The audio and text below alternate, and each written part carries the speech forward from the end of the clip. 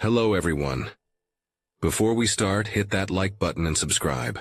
Drop a comment with where you're watching from and what time it is for you. That's how YouTube keeps sending you stories like this. And now, let's get into it.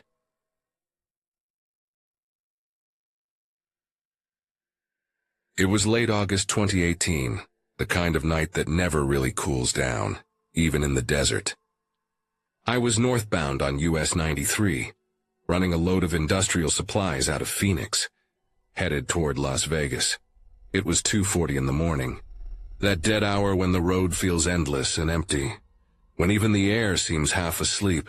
The dash thermometer read 94 degrees, and the asphalt shimmered faintly under the high beams, still bleeding heat from the day before. I'd been driving for hours, the hum of the tires blending into the steady vibration of the cab. My left arm hung out the window, fingers catching the dry wind, while the right hand rested loosely on the wheel. The desert stretched out on both sides, a sea of black sand and scrub, broken only by the occasional fence post or reflector. That stretch between Kingman and Hoover Dam feels like another planet at night. No houses, no towns, just long stretches of highway that disappear into the dark. You could drive for 10 miles and not see another set of headlights. I'd just passed the chloride turnoff sign when I saw her, a woman standing on the shoulder. White dress, long hair hanging down past her shoulders, barefoot. For a second I thought my eyes were playing tricks on me. The high beams hit her full on, and she didn't flinch, didn't move. She wasn't waving for help or flagging me down. She just stood there staring straight at the pavement. My first thought was that she'd been in some kind of accident. Maybe a broken-down car nearby, maybe someone hurt or stranded. I've seen my share of wrecks in the desert, and the idea of someone being left out there in that heat, at that hour, hit me hard. I eased off the throttle, the engine brake growling as I slowed down.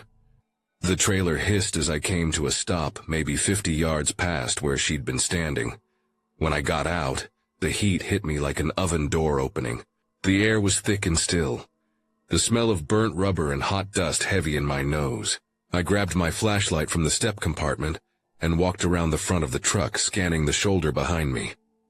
My boots crunched on the gravel as I swung the beam across the highway. Nothing. I pointed the light at the spot where she'd been, expecting to see footprints in the dirt. Maybe some disturbed dust or a sign of movement. But there was nothing. Just the wind brushing over the desert and the faint hiss of the engine cooling. I turned the beam toward the other side of the road, empty. No car lights, no movement, no sound. It was like she'd never been there. For a few seconds I just stood there, trying to make sense of it. My pulse was hammering in my ears and the silence made it worse. I thought maybe I'd missed her somehow. Maybe she'd walked off into the desert. Or maybe there was a culvert she'd gone into. I walked a few yards toward the spot, shining the light along the ground. Still nothing. No tire tracks, no sign of anyone walking, just undisturbed sand and scattered rocks. The longer I looked, the more wrong it felt. Something about the stillness, the way the desert just swallowed up the light. I started feeling exposed, like standing out there was a bad idea. There was no one around, and the idea of a lone woman being out there barefoot at 2:40 a.m. didn't make sense. It wasn't the kind of place anyone would walk. I backed up slowly toward the truck, the flashlight beam jittering a little from my unsteady grip. When I climbed back into the cab, I locked the doors without thinking, and sat for a second, just breathing hard and listening to the idling engine. I kept glancing at the mirrors, half expecting to see someone walking up from the darkness. After a minute, I decided to keep moving. Whatever I'd seen, it was gone, and staying there wasn't helping. I eased the truck back onto the highway, shifting up through the gears until the hum of the road settled back into its rhythm. But I couldn't shake it. Every time I glanced at the rearview mirrors, the image of her standing there came back. That pale dress, that still posture, the way she didn't even look at me when the lights hit her. About a mile up the road, I checked my mirrors again out of habit, and that's when I saw her. Same spot, same white dress. This time she was facing me, standing right where she'd been before, perfectly still. My chest went cold. For a moment I thought maybe it was my taillights reflecting weird off something, a signpost or a rock. But no, it was her. The shape was unmistakable. I didn't stop again. I kept driving, trying to focus on the yellow lines and not look back. The desert felt endless. Every shadow on the shoulder looked like it could be her again. The road curved slightly, and I lost sight of that spot in the mirror. But my heart didn't slow down until I was near Boulder City. When I finally pulled into the truck stop in Henderson, the air was cooler, but my hands were still sweating on the wheel. I parked in the far lot under one of the sodium lights, and just sat there for a while with the engine off. The hum of the reefer units around me was the only sound. I replayed the whole thing in my head, trying to make it make sense. Maybe it had been a trick of the light or exhaustion. I hadn't had more than 4 hours of sleep the night before, but it had felt too real. I got out and stretched, pacing a bit in the lot, drinking from a bottle of warm water. My shirt was sticking to my back. I looked around at the other trucks, the shadows moving under the lights, and for some reason it felt safer there, surrounded by steel and diesel noise. That empty stretch of desert felt far away, but the image of her didn't leave me. I went inside the diner attached to the station to grab a coffee and something to eat. The place was nearly empty. A few drivers scattered in the booths, a waitress wiping down the counter. The smell of burnt coffee and frying oil hung in the air. I sat near the window facing the lot. My eyes kept drifting toward the glass, half expecting to see someone standing out there, barefoot on the pavement. I didn't say anything about it for a while. It just sat in my head, replaying every few minutes. The longer I thought about it, the more uneasy I felt, like I'd missed something obvious. I told myself it was probably nothing. Heat haze, maybe, or some weird shadow from a reflector post. But the part that didn't fit was how real she looked. The way the dress had moved slightly in the heat ripple. The way the light caught her hair. Later that morning, when I was fueling up before heading out, another driver I knew pulled in beside me. We'd crossed paths a few times before. He ran a similar route. We talked a bit about the traffic near the dam and the heat. Eventually, I mentioned what I'd seen. I didn't expect much, just needed to get it off my chest. He stopped mid-motion, looking at me with this blank, serious expression. His tone didn't change, but the air around us felt heavier. He told me that stretch between Kingman and Hoover had a bad history. A lot of people pulled over there for stranded pedestrians and never saw anyone. Others found abandoned shoes or personal items near the shoulder. He said people dumped bodies out there all the time, far from any cameras or traffic. That hit me harder than I expected. The image of her barefoot, the stillness, the way she didn't move when the light hit her, it all lined up in a way I didn't want to think about. Maybe she wasn't standing there waiting for help. Maybe she'd already been there for a long time. Maybe what I saw wasn't someone alive at all, but the aftermath of something terrible that had happened hours earlier. I thought about the untouched dirt, how there were no footprints, no signs of movement. It didn't make sense that she could vanish that fast, unless she'd never moved to begin with, unless whoever left her there had done it long before I passed through. That drive stuck with me. Every time I've run that route since, I keep my eyes straight ahead when I pass the chloride turnoff. I don't look at the shoulder, not even for a second. Because whatever I saw that night, whether it was a trick of the light, exhaustion, or something I don't want to understand, I know one thing for sure. There are places out there in the desert where bad things happen, and if you're smart, you don't stop to find out why.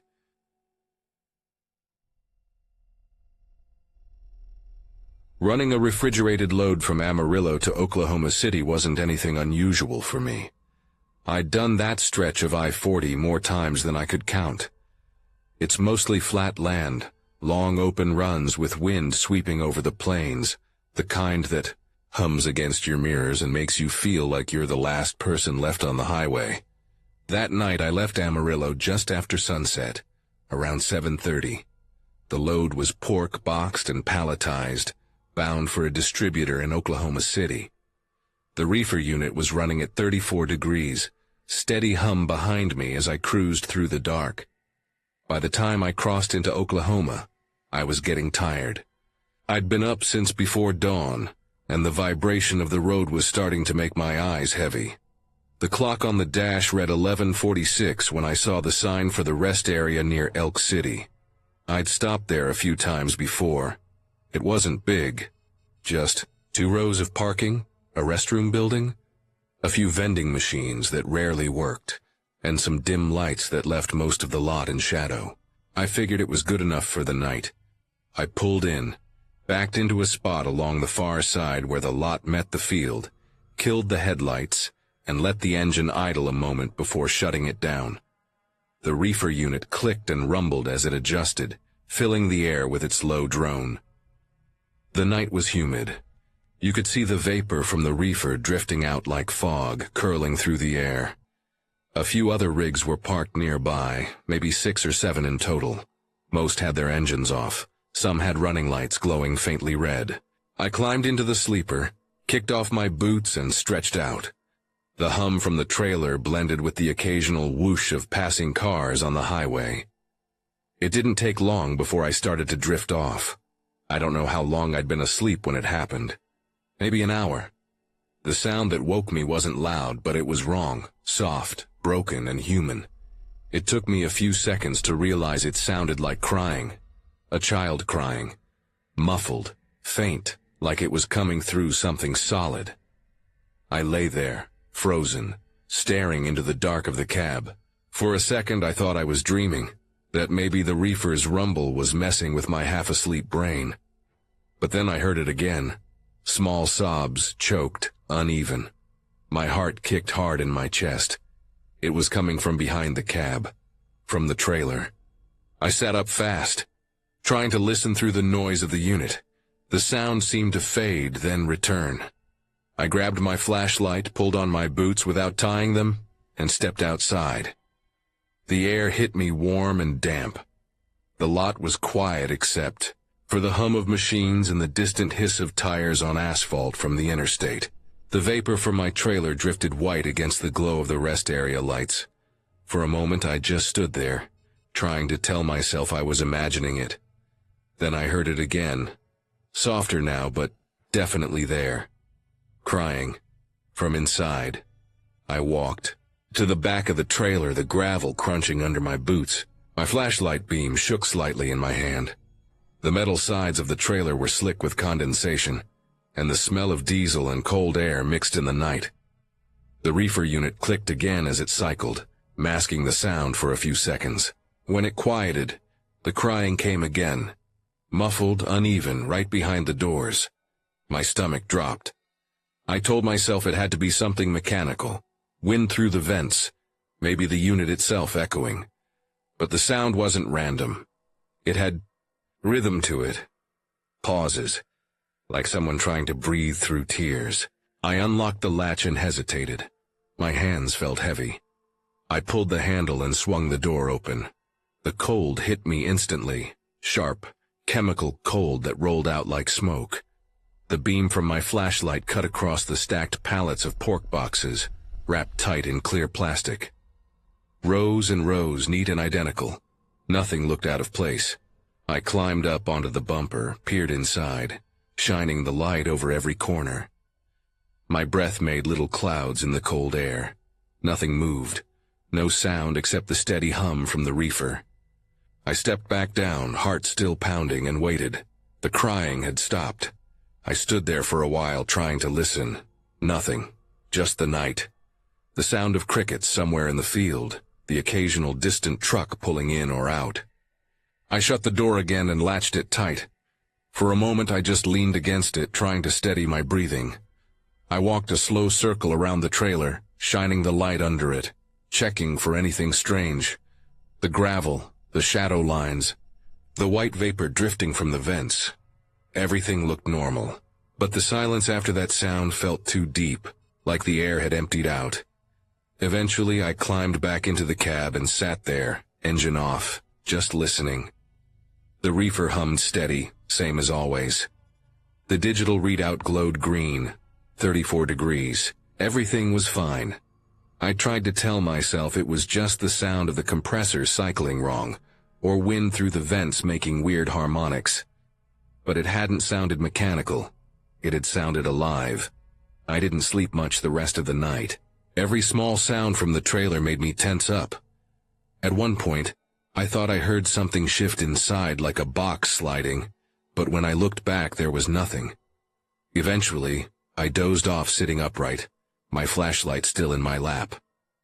When dawn came, I felt like I hadn't slept at all. The sky was pale and overcast, the air thick and still. I started the engine, stretched, and drove out.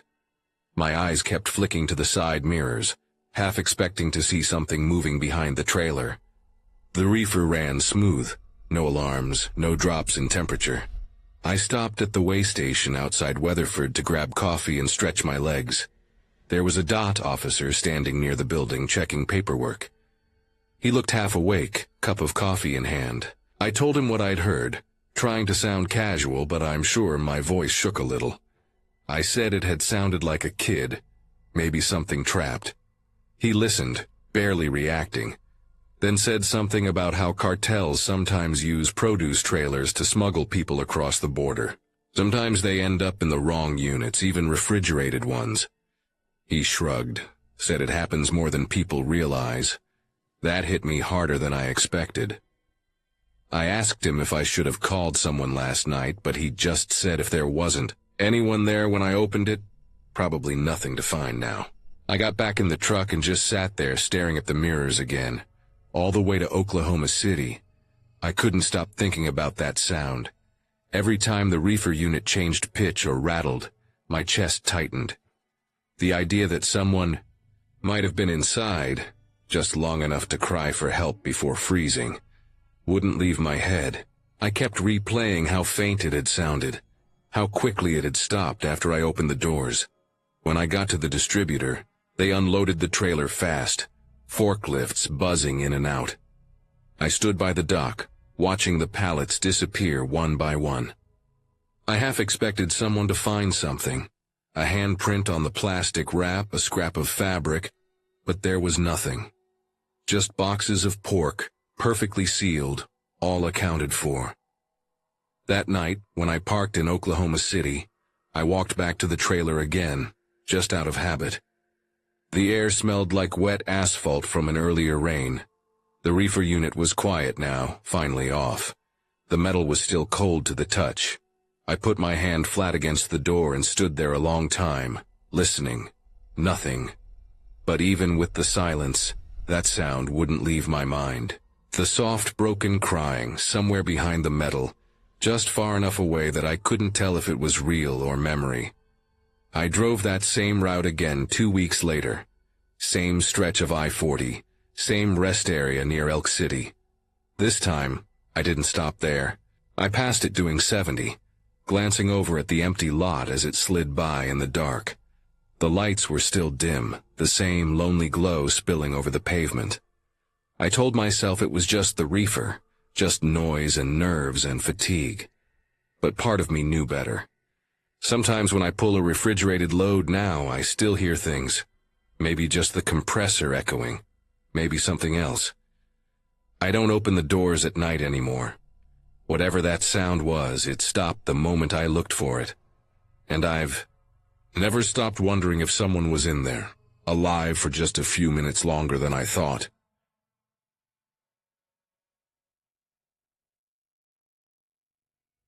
It was December 2021, somewhere along I-90 between Spokane and Missoula.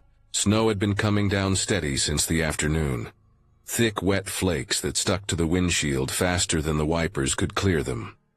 The CB chatter had died hours ago, and one by one I'd watched taillights disappear into the white blur ahead of me. By the time I crossed into Idaho, it was just me, the hum of the tires and the storm pressing against the cab. I'd been on the road nearly 12 hours.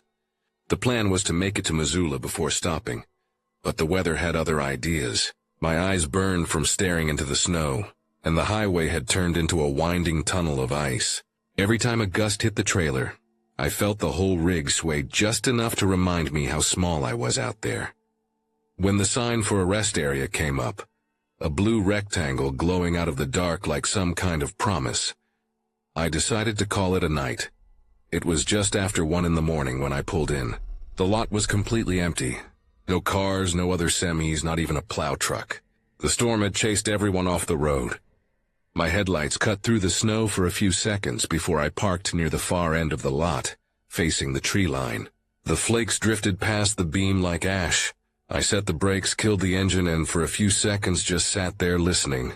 The sudden silence felt strange after hours of engine noise.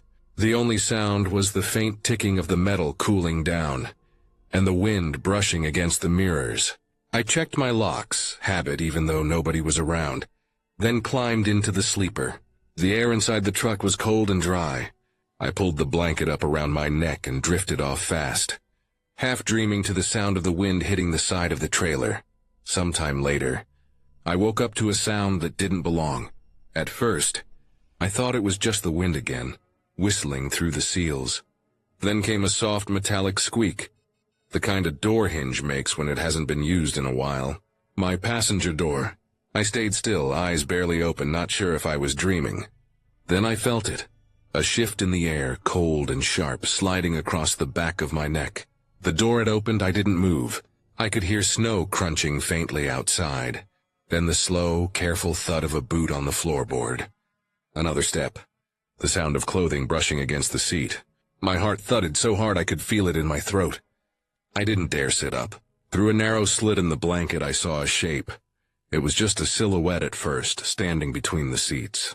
Hood up, shoulders hunched. They were breathing quietly, steady, slow. A gloved hand rested on the dash, holding something long and metallic. Maybe a tire iron, maybe something else. I tried not to breathe. My chest ached from holding it in. Every second stretched out. The figure stood there for what felt like minutes, not moving. I thought maybe they were listening, maybe trying to figure out if I was awake. Then, as slowly as they'd come in, they backed out. The door clicked softly, then shut. The sound of boots on snow again, circling the cab.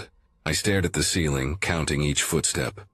When they reached the back of the truck, I heard the rattle of the trailer latch.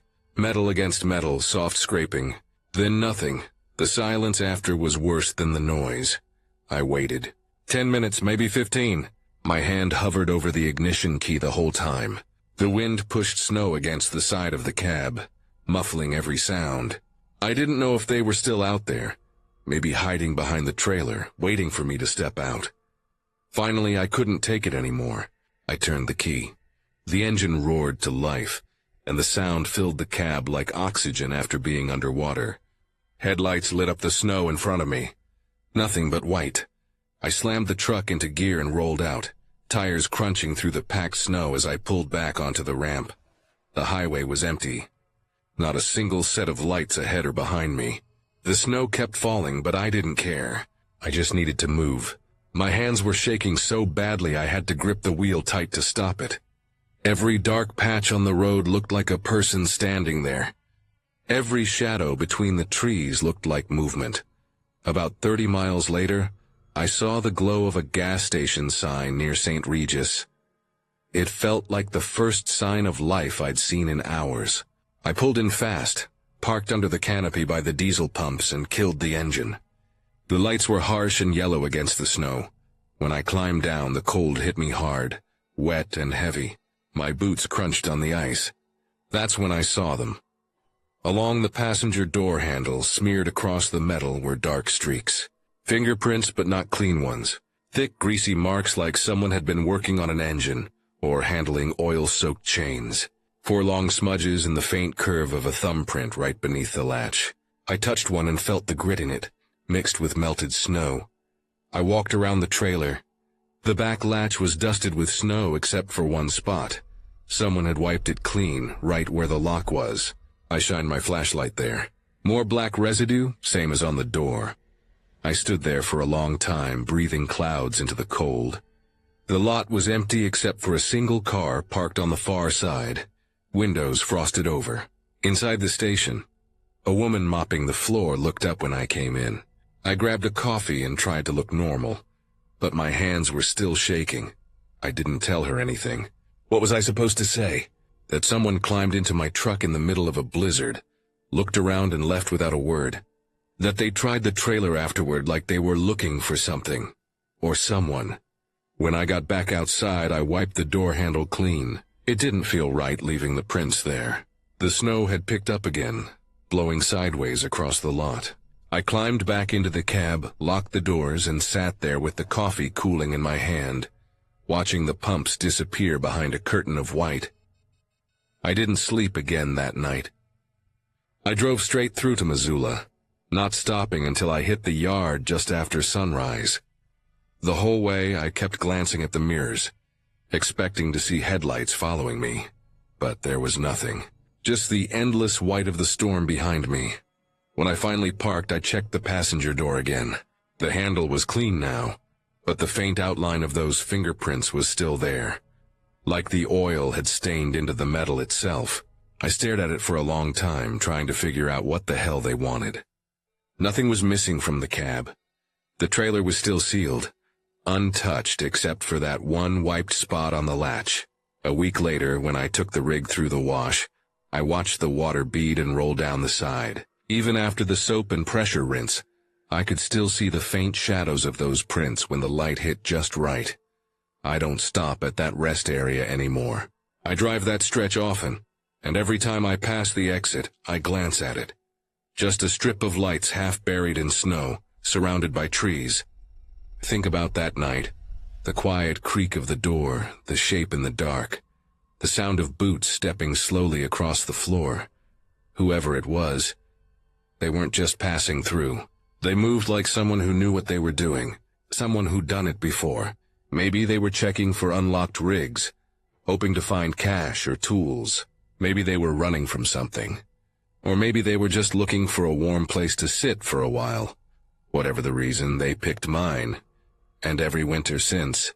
Whenever the road starts to disappear under snow, and the world goes quiet, except for the hum of the tires, I still think about how close they were, how easily that night could have gone another way. Summer 2015 was one of the loneliest stretches of my life. I was running freight at night for a small outfit based out of Redding, hauling pallets of produce and dry goods up through the mountains into southern Oregon.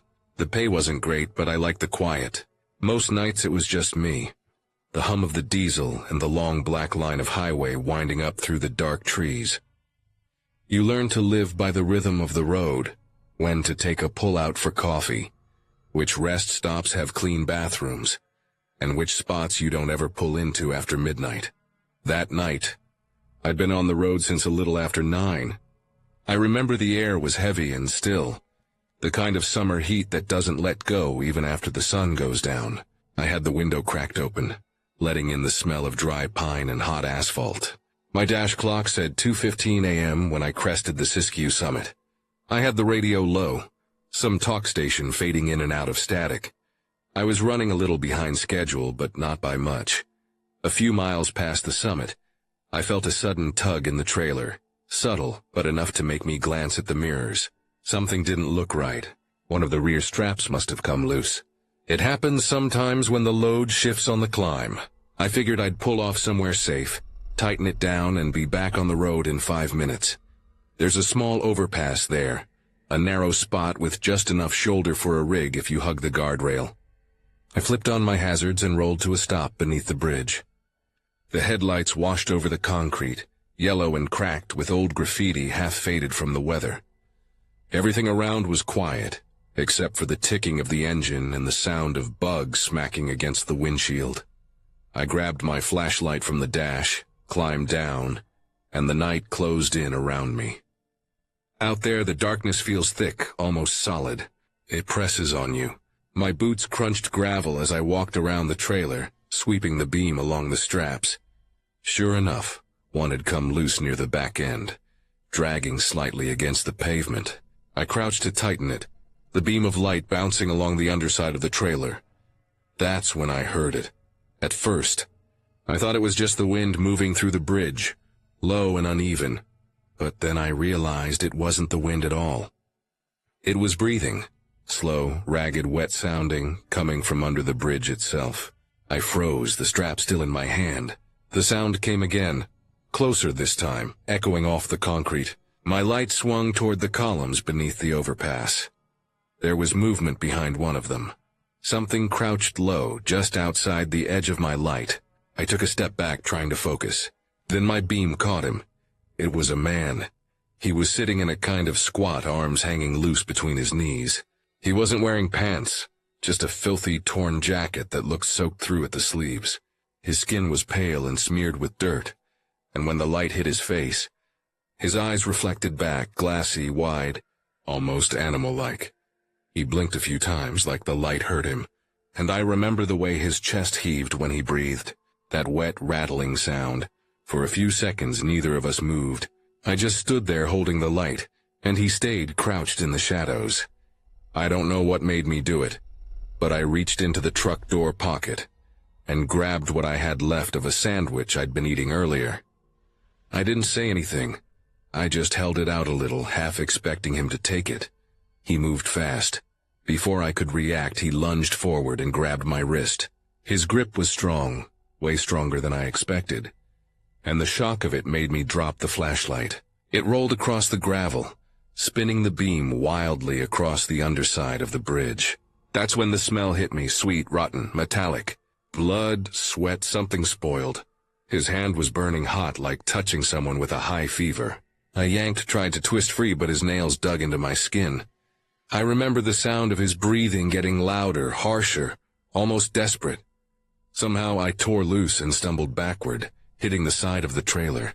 My elbow slammed against the metal hard enough to numb my arm, but I didn't stop.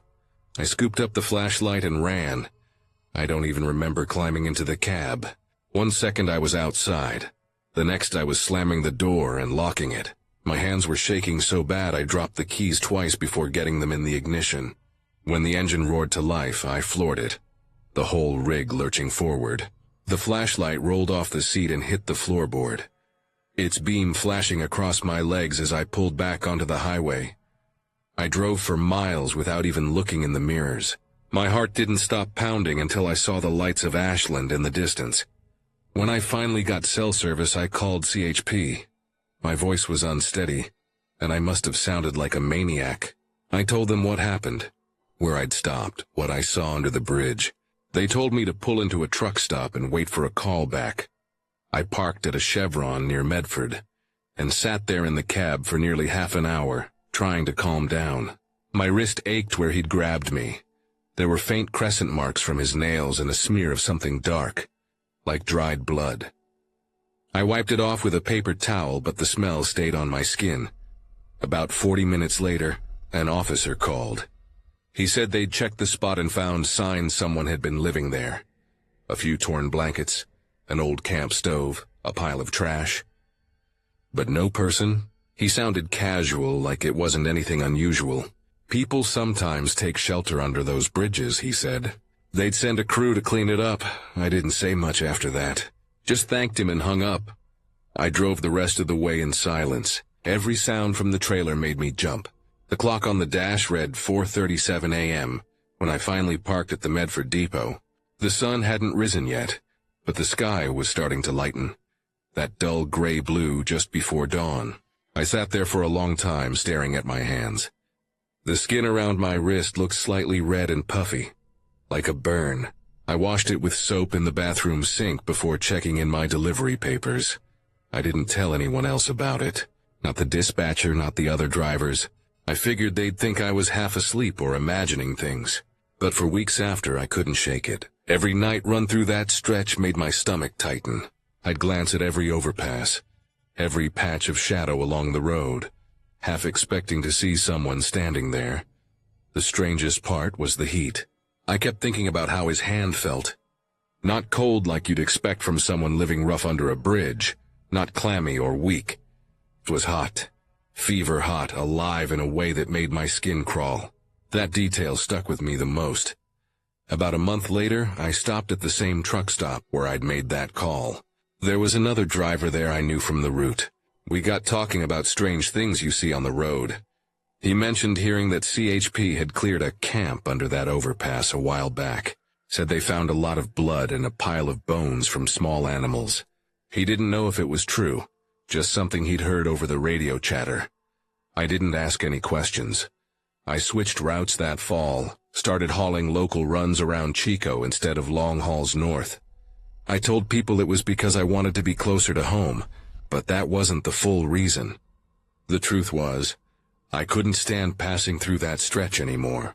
Every time I saw a bridge in the dark, I'd remember the breathing, the grip, and that unbearable heat. Even now, years later, I still feel it sometimes when I think about that night. The weight of that hand on my wrist, the smell, the look in those glassy eyes. I know he was human. I know what I saw. But something about him didn't feel right. Not in a supernatural way, just wrong in a way you can't explain. Like something had burned out inside him, but the body kept going. I don't stop under overpasses anymore. Not for straps, not for anything. If something's loose, it can wait until daylight. I'd rather lose a pallet than ever step back under one of those bridges again.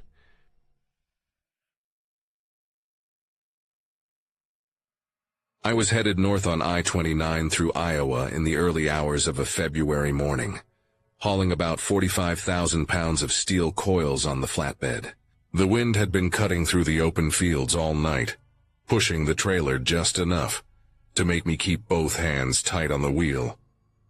It had started snowing lightly around Council Bluffs, and by the time I was north of Missouri Valley, the road had turned slick in that way that only black ice can manage. No shine, no warning, just smooth glass hiding beneath a thin crust of frost. Every time I hit a bridge, I could feel the truck shift slightly, like it wanted to slide sideways. It was close to 4 a.m., that quiet stretch of time when your mind starts playing tricks on you.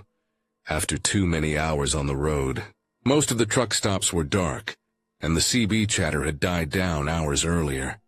I'd been keeping a steady 55, slower than usual, but I didn't want to risk it. The temperature was sitting just below freezing, and the air was so dry it almost hurt to breathe. Every few miles, a gust of wind would blow snow across the highway, erasing the lane markings for a few seconds. That's when I noticed him. Another flatbed, maybe 2 lanes over at first, coming up from behind me. I only caught his marker lights at first. No headlights, just that faint orange glow along the trailer edges. I thought maybe his headlights were dim or covered in snow, but as he pulled even with me, it was clear they were off. No reflection off the road, no glare on the mirrors. Just the dull line of amber lights floating beside me in the dark. He matched my speed perfectly, maybe a few feet to the right. I could just make out the outline of the cab through the drifting snow, but there was no company logo I could read. No driver visible through the window. It was strange, but not impossible. Some guys drove like that, figuring the marker lights were enough on a lonely stretch of highway. I reached for the CB mic clipped under the dash and keyed it. Hey, flatbed on the northbound. You running dark on purpose? Nothing, just static. I tried again, adding a little more bite to my voice, but still nothing. The channel stayed dead quiet. I figured maybe his radio was off, or he was just ignoring me, but something about it made the hairs stand up on my neck. He kept perfectly even with me. No weaving, no slowing, just dead on matching my pace. The road had narrowed to 2 lanes each way, and there wasn't another vehicle in sight. Just the hum of my engine and the low growl of the tires against ice. After a few miles of that, he started drifting closer, slowly, like gravity was pulling him toward me. Our mirrors were nearly level, and I could see the dark shape of his cab moving closer in my peripheral vision. I tapped my brakes lightly, trying to create a little space. The trailer rocked just enough for me to feel the weight of those steel coils behind me shift forward a few inches. He didn't back off. I gave a short blast on the air horn. The sound echoed across the frozen fields. The other flatbed jerked slightly, then just like that, he was gone. 1 second beside me, the next he'd fallen back into the darkness behind. I checked my mirrors, but all I could see were faint orange lights fading into the night until they disappeared completely. I didn't see any exit ramps for several miles. No way he could have turned off without me noticing. The highway was straight, open farmland in every direction. I told myself he'd just backed off, maybe spooked by the horn. Still, the feeling didn't sit right. I kept checking the mirrors for another 10 minutes, half expecting those marker lights to reappear. A few minutes later, I saw the reflection of flashing red and blue lights up ahead, bouncing off the snow-covered shoulder. I slowed to a crawl. The closer I got, the clearer it became that there'd been a wreck. A semi was overturned in the ditch, steam hissing from the crushed front end. One of the steel coil straps hanging loose from the twisted flatbed. The troopers had just started setting out flares, the bright orange flickers glowing against the dark ice. I pulled off onto the shoulder about 100 feet past the scene, set my hazards, and climbed out. The cold hit me hard, sharp enough to sting the inside of my nose. My boots crunched over the icy gravel as I walked back. The smell of hot oil and coolant hung in the air, thick and sour. The cab was on its side, windshield shattered. Snow packed into the cracks like frostbite. A state trooper in a reflective jacket stepped toward me, waving his flashlight. He shouted something I couldn't hear over the wind, but his gesture made it clear. I wasn't needed. Another trooper was already kneeling near the cab door, speaking quietly to the EMTs who had just arrived. I stopped a few feet short, standing near the guardrail. The whole thing looked too fresh. Steam still poured from the radiator, and the trailer's load had shifted halfway off the bed. The trooper walked up to me. I could tell from his body language there was no rush left in his movements. I asked if I could help, but he just shook his head and said the driver didn't make it. They'd just gotten the call about 15 minutes ago. Dispatch said a truck had gone off the road before anyone even arrived. I stood there for a second, staring at the wreckage. The shape of the truck was too familiar. The flatbed, the side rails, the faint orange glow from the marker lights still flickering along the edge of the trailer. I stepped closer, my boots crunching against ice. One of the troopers was writing the DOT number down from the side of the cab. My eyes followed it as he spoke the digits into his radio. It was the same number I'd seen on the side of the flatbed that had been pacing me.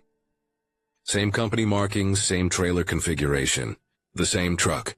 For a long moment I just stood there, trying to make sense of it. My mind refused to line up the timeline. The trooper said they'd gotten the call 15 minutes ago, maybe 20 at most. But I'd seen that flatbed beside me less than 10 minutes back. Close enough to touch mirrors. Close enough to see the outline of his cab through the snow. There was no way the wreck could have happened before I'd even passed that stretch.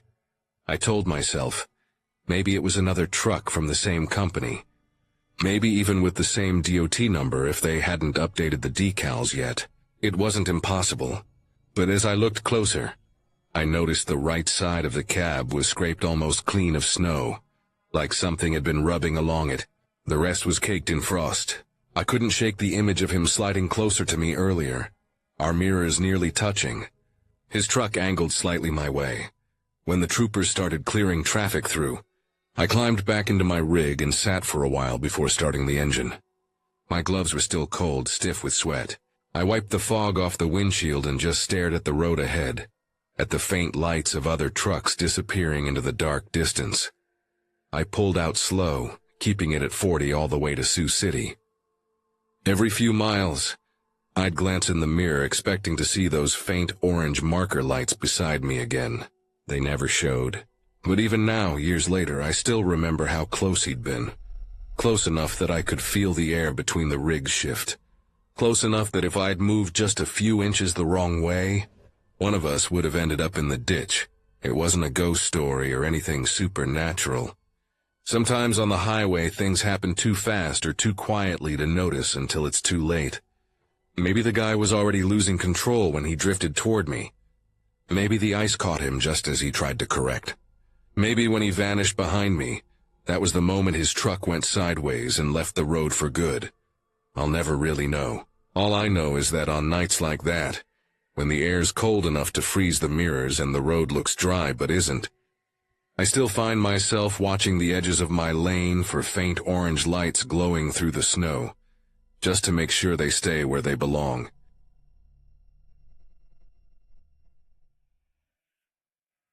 It was a night run I'd made plenty of times before, Kansas City to Denver, straight west on I-70, mostly empty highways, just me, the hum of the engine, and a thermos of coffee.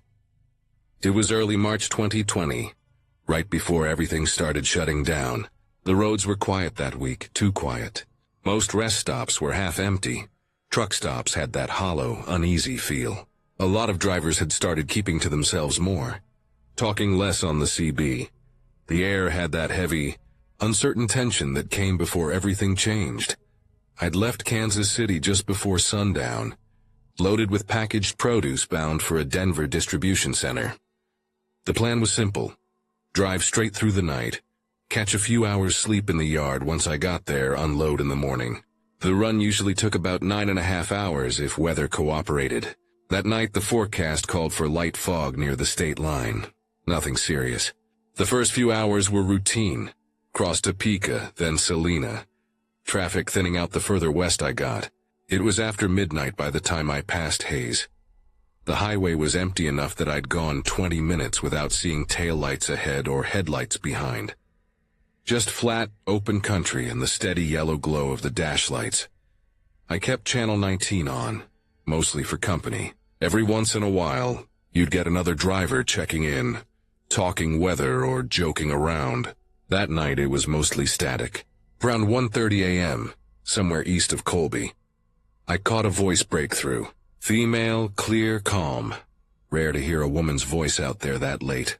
She said, "Eastbound, you got your lights out." I glanced down immediately. Headlights were fine. Low beams on, trailer lights glowing red in the mirrors, dash indicators all normal. I keyed the mic. "Copy that, I'm lit," I said, half laughing. I thought maybe she had the wrong truck. A soft laugh came through the speaker. Not mocking, just kind of knowing. Then she said, "No, you're not. Not from where I'm standing." Something about her tone made my stomach tighten a little. It wasn't aggressive, just strange. Like she was saying it from right beside me. But the signal was clean, no background noise. Usually you could tell when someone was moving or talking from their cab. Engine rumble, CB hiss, road sounds. But her signal was dead quiet. I asked, "Where you at?" And waited, but she didn't answer.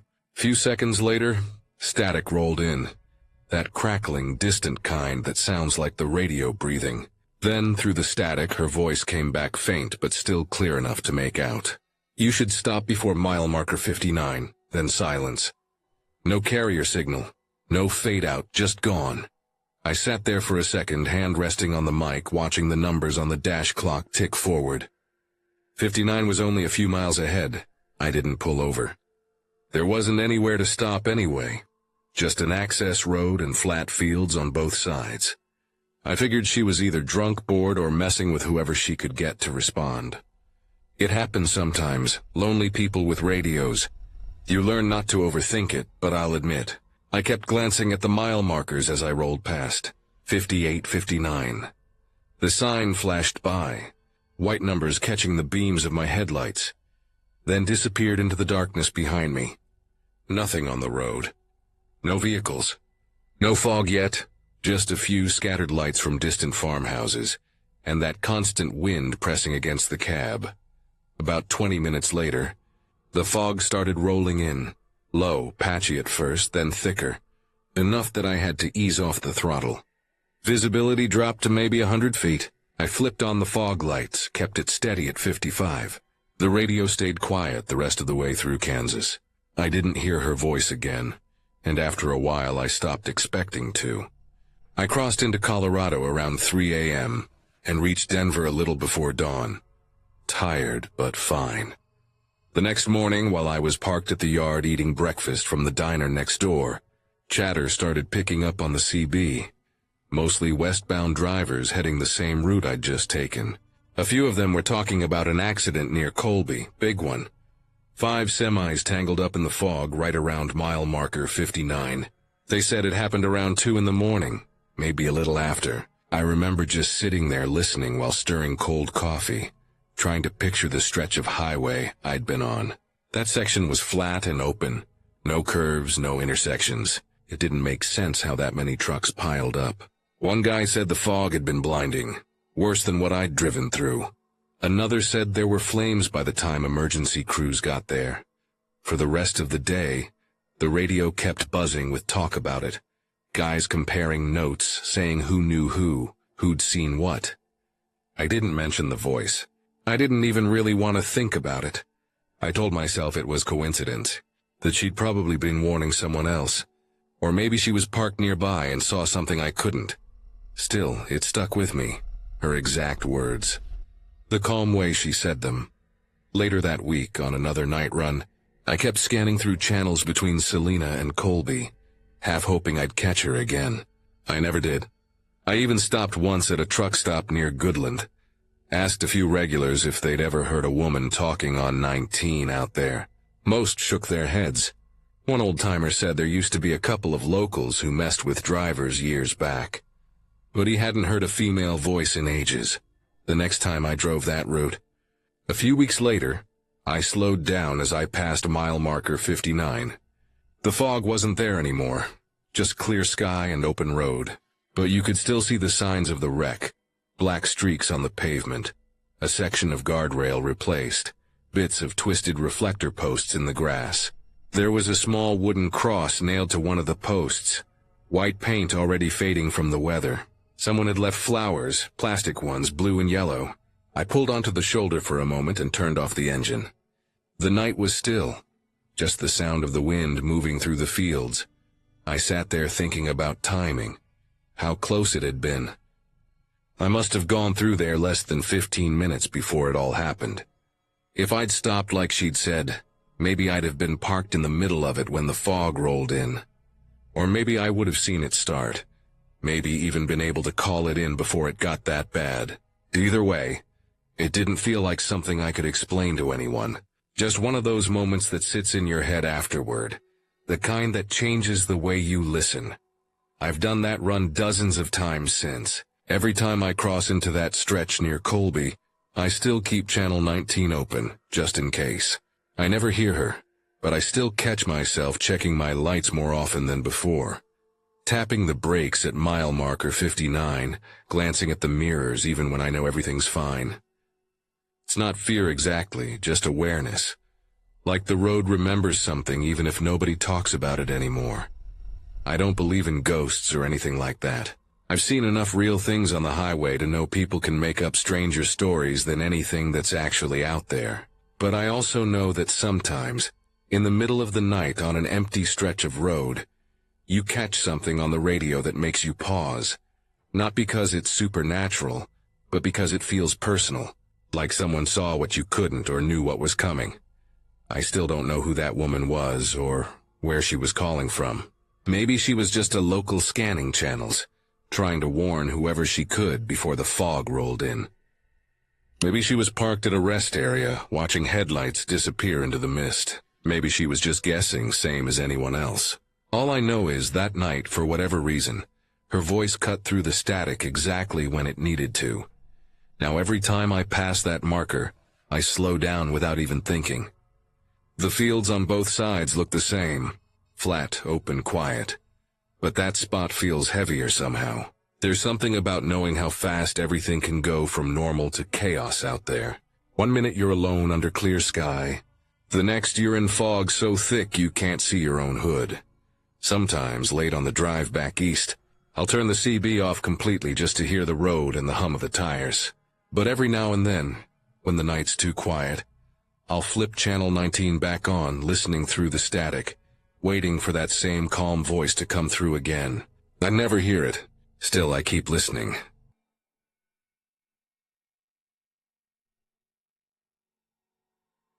It was a little after 2 in the morning when I pulled into the Loves off I-80 near Rawlins, Wyoming. February 2023. The wind had been howling hard for the last 100 miles, and the temperature gauge on the dash kept dipping lower and lower.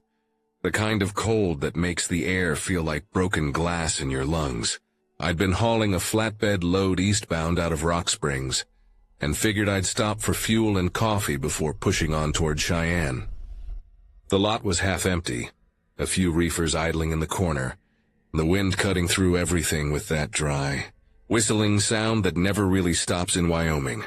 I pulled up to the pump and stepped down, the crunch of the frozen slush under my boot sounding sharp and brittle.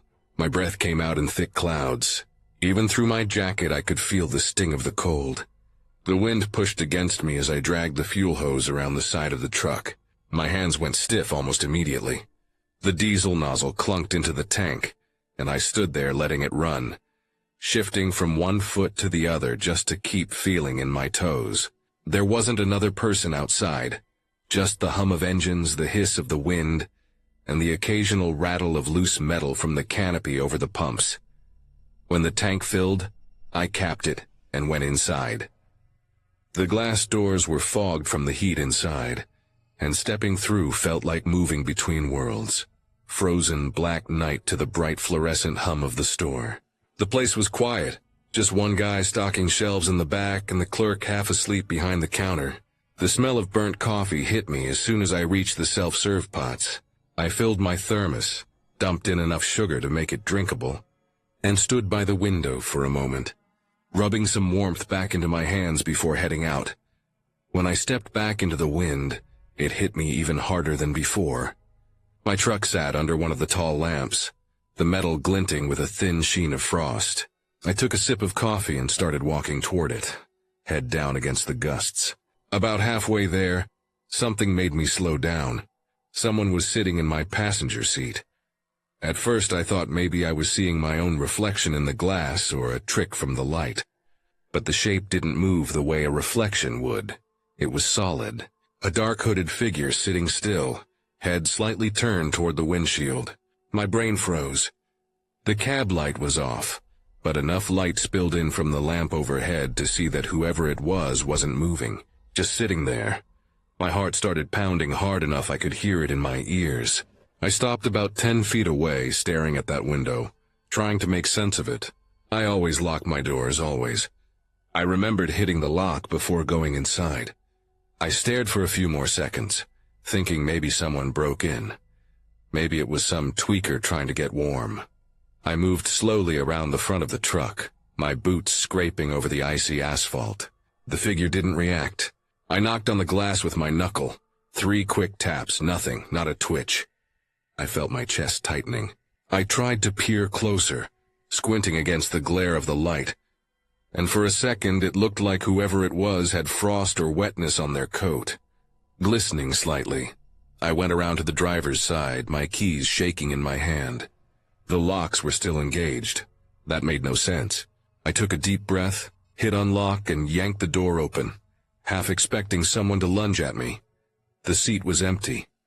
I froze there, one foot on the step, staring across the cab. Passenger seat soaked. Dark, wet patches spreading through the fabric like melted snow had been dripping there for a while.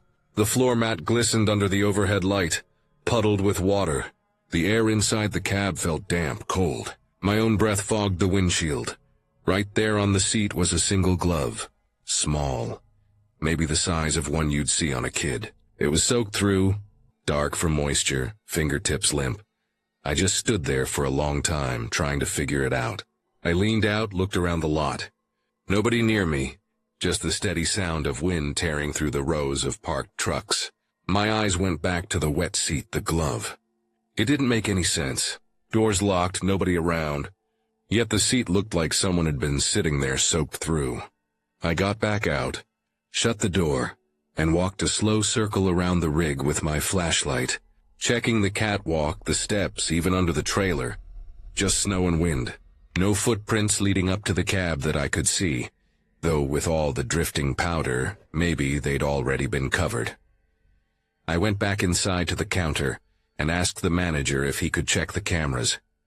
He looked tired but agreed, scrolling through the feed on the monitor behind the counter. We went frame by frame for the few minutes I'd been inside. Nothing.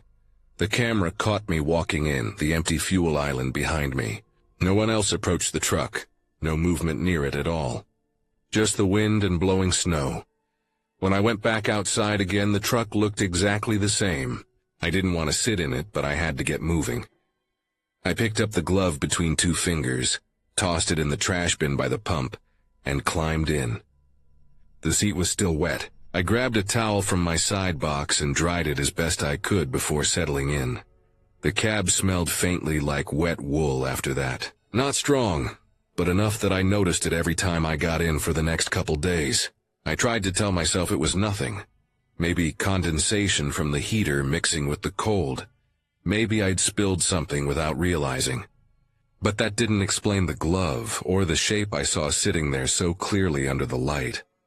A few nights later, parked at a rest area near Laramie, I heard it for the first time.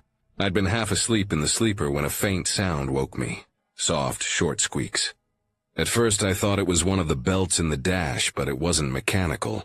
It sounded like footsteps. Wet shoes on linoleum. Slow, spaced apart like someone walking just behind the cab. I sat still, listening.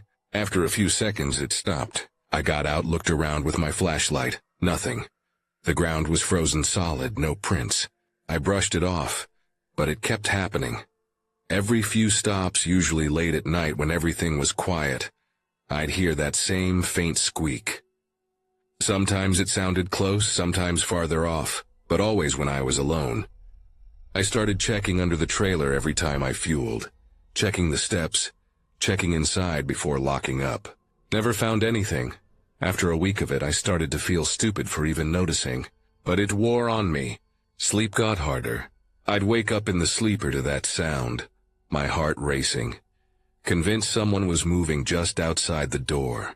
The one time I opened it fast, flashlight ready, the wind hit me hard and there was nothing but the dark and the snow. Eventually I stopped at a wash bay in North Platte to clean out the cab. I vacuumed, wiped everything down, sprayed disinfectant on the seat. I wanted every trace of that damp smell gone. The towel I'd used that first night was still in the side box, stiff and frozen from where I'd thrown it in without thinking. When I unrolled it, a small piece of black fabric fell out from the folds. Looked like part of that same glove, the seam along the wrist. That was the moment it finally settled in me that whatever I'd seen, or thought I'd seen, wasn't just some trick of the light. Someone somehow had gotten close enough to my truck that night to leave water pooled in the seat, and a child's glove behind, and no camera caught them. Maybe they were hiding in the lot. Maybe they were already inside before I stopped, waiting to get warm, slipping out unseen when I went inside. The cold out there can make people do strange things, desperate things. After that, I started checking my locks twice, sometimes 3 times before leaving the cab. I stopped parking under the bright lights and started choosing the corners of lots where the cameras didn't glare off the windows, where I could see the reflections myself.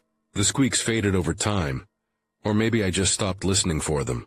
But even now, when I fuel at night and the wind cuts across the concrete, sometimes I catch that faint sound again, just enough to make me glance at the passenger seat, expecting to see a wet shape sitting there waiting.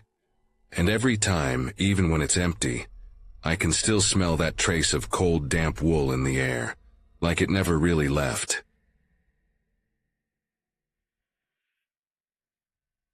It was September of 2019, somewhere around 1 in the morning, hauling out of Dallas headed for Nashville.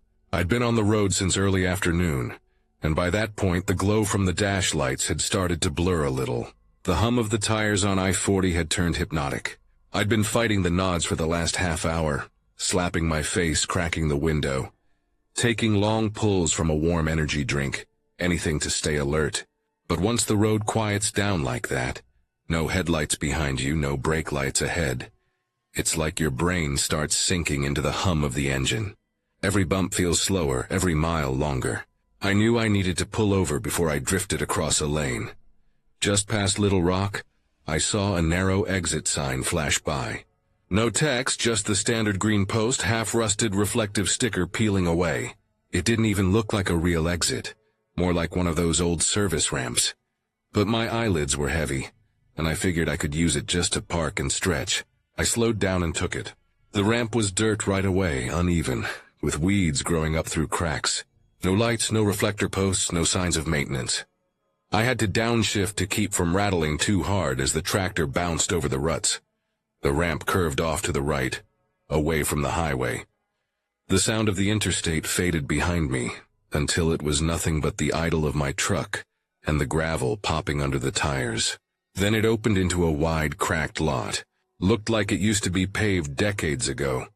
Chunks of asphalt split apart by grass and old oil stains that had turned to black patches. At the far end of the lot sat a low, rectangular building. Looked like an old diner from the 70s. with a long awning and a faded red roof, but the windows were boarded up with plywood sheets. The sign above the entrance was just a rusted frame with no letters left. The kind of place that probably closed 20 years back and nobody bothered to tear down. But there was light inside, faint yellow light, like the kind you get from a single bulb or a lantern. It wasn't bright enough to spill through the cracks in the boards, just enough to give a dull glow through one of the gaps near the door. I sat there idling for a bit, staring. Maybe someone was squatting there, or maybe it was used as storage by some local trucking outfit. I didn't know, but I was too tired to think straight. I just wanted to get out, stretch my legs, and grab something from the back. I pulled my truck to the side of the lot, nose angled toward the way I came in, habit from years of not wanting to get boxed in. I killed the headlights but left the parking lights on, grabbed a snack pack from the sleeper, and stepped out. The air was thick and damp, smelled like wet dirt and old oil. The sky was clear, but the stars looked faint behind a thin layer of haze. Crickets were loud somewhere out in the grass. The only light came from the dash glow inside my cab, and that dim yellow flicker from the boarded diner. At first, everything seemed still. Then I heard a low hum like an engine running somewhere nearby. I walked around the front of my truck to look toward the building, and that's when I saw them. 3 cars parked behind the diner, half hidden in shadow. No plates on any of them. One of them, a dark-colored sedan, was still idling. The exhaust drifted slow and white in the cool air. Something about it snapped me awake fast. I stopped where I was, snack pack still in my hand. None of the cars looked new. Older models, like early 2000s. The glass on one was missing, covered with a plastic sheet. I could see movement behind one of the cars, a shape. Someone stepped out from behind it. Tall, broad-shouldered, wearing a jacket even though it wasn't cold. He was holding a flashlight under his chin, angling it upward so his face was in shadow. But the beam caught the front of my truck. He started scanning my rig slowly, moving the light up over the grill, the side door, the fuel tank. Then he turned toward me. The flashlight hit me full in the chest. For a second I couldn't see anything but that bright spot. Then the beam dipped slightly and I saw him start walking toward me. Not running, just walking fast, steady. Something in my gut went hard. I didn't say anything. I just turned and went back for the cab. I could hear the crunch of gravel picking up behind me faster. I missed the handle on the first grab, hands shaking a little, then got hold of it and yanked myself up. My door wasn't even shut all the way when I hit the clutch and fired the ignition. The truck roared, headlights still off, but I didn't care. I slammed it into gear, dumped the clutch, and felt the trailer lurch behind me as the tires spun and bit into the dirt. I caught a quick glimpse of him in the mirror, flashlight beam swinging wildly now as he turned away from the truck, maybe back toward the building. I didn't stick around to find out. I hit the ramp going too fast, bouncing hard enough to make everything in the cab rattle. One of the drawers in the sleeper popped open and slammed shut again. I kept going until I hit the asphalt of the interstate. When I merged back on, I realized my hands were shaking so bad that I could barely keep the wheel straight. The adrenaline hit late, like a wave that makes your chest tight.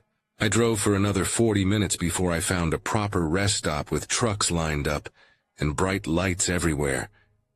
I parked in the middle of them, stepped out, walked a few circles just to calm down. I didn't sleep much that night. Every time I closed my eyes, I saw that flashlight beam and those plateless cars. It didn't make sense. Why would 3 cars be behind an abandoned building at 1 in the morning, one of them still idling? No lights on, no plates. Maybe it was some kind of chop shop setup. Maybe people running drugs or hiding stolen vehicles. Whatever it wasn't just some random locals hanging out. The next morning, with some daylight and coffee in me, I figured I'd check the place on the map. Just out of curiosity, I pulled out my phone, opened Google Maps, zoomed in around the stretch where I thought I'd turned off. But there was nothing. No exit, no service road, no diner, no open area. Just a long green patch of trees and farmland. I zoomed closer, still nothing. Just empty land on both sides of the highway. I tried Street View. Closest spot I could get was a few miles before and after where I thought it was. but both sides of the road looked the same.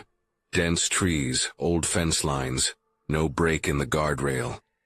I even scrolled through satellite mode, zoomed in until it blurred.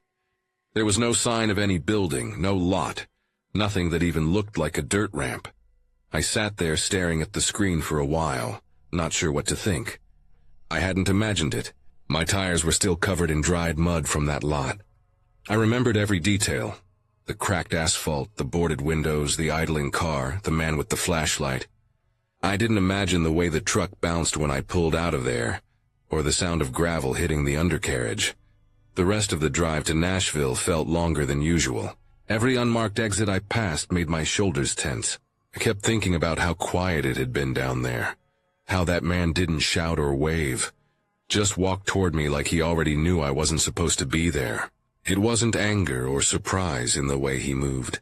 It was purpose, like he was guarding something. When I got to the yard in Nashville, I checked my rig top to bottom before dropping the trailer, just out of habit. Mud still caked under the steps, same color as the dirt from that ramp. I hosed it off, but the feeling stuck. I still drive that route every few months, and every time I pass Little Rock at night. I make damn sure I stay in the center lane, eyes forward. No stopping until I see proper signs and lights. Whatever that place was, it wasn't on any map, and I've never seen it again. Sometimes I think maybe it was an old diner property someone used for something they didn't want found. Other times, when the road gets quiet again and I feel that same tired pull, I think about how easy it would have been to keep walking toward that light, just to see what was inside. But I didn't, and I'm glad I didn't. Because if I had hesitated even a few seconds longer, I don't think I'd have made it back to that highway at all.